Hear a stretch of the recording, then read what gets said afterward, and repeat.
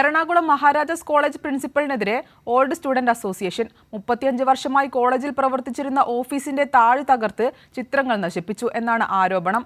മുറിയൊഴിയാൻ സാവകാശം പോലും നൽകാതെയുള്ള പ്രിൻസിപ്പലിന്റെ നടപടിക്ക് പിന്നിൽ വൈരാഗ്യബുദ്ധിയെന്ന് സംഘടനാ ജനറൽ സെക്രട്ടറി ടി ജയചന്ദ്രൻ പറഞ്ഞു.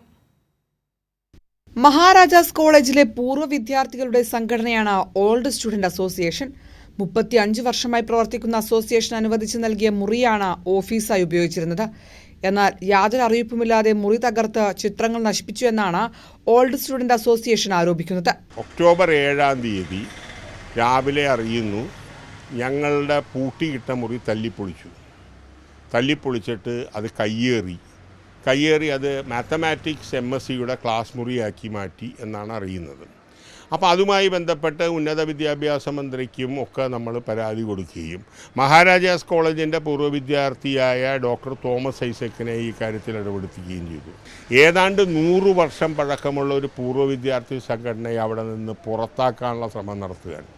അതിൻ്റെ പ്രധാനമായി ഞങ്ങൾക്ക് മനസ്സിലാക്കാത്ത ക്ലാസ് മുറിയൊന്നുമില്ല, ക്ലാസ് മുറിയുടെ ഒരു വിഷയമേ ഇല്ല. മുഖ്യമന്ത്രി പിണറായി വിജയൻ, മമ്മൂട്ടി, വൈക്കം വിശ്വൻ, AK ആന്റണി അടക്കമുള്ള ഒട്ടേറെ നേതാക്കൾ കോളേജിലെത്തിയതിന്റെയും മഹാരാജാസിന്റെ ചരിത്രാവിശേഷിപ്പുകളുമാണ് കോളേജ് പ്രിൻസിപ്പലിന്റെ നടപടിയിലൂടെ ഇല്ലാതായതെന്ന് association general secretary T Jayachandran പറഞ്ഞു.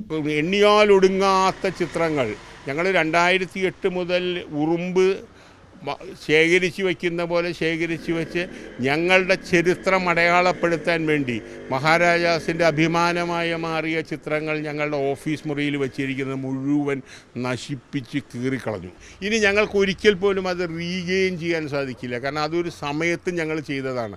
അതിൻ്റെ ഒരു വലിയ നൊസ്റ്റാൾജി, അതിൻ്റെ ഒരു വലിയ ഗൃഹാതുരത്വം അത് ആ കോളേജിനെ നെഞ്ചോട് ചേർത്ത് നിർത്തുന്നവർക്ക് മാത്രമേ അറിയാൻ പറ്റുള്ളൂ. ഓഫീസ് റൂം എത്രയും വേഗം മടക്കിത്തരണമെന്നും പ്രവർത്തനങ്ങളുമായി മുന്നോട്ടു പോകാൻ അവസരമൊരുക്കണമെന്നുമാണ് ഓൾഡ് സ്റ്റുഡന്റ് അസോസിയേഷന്റെ ആവശ്യം.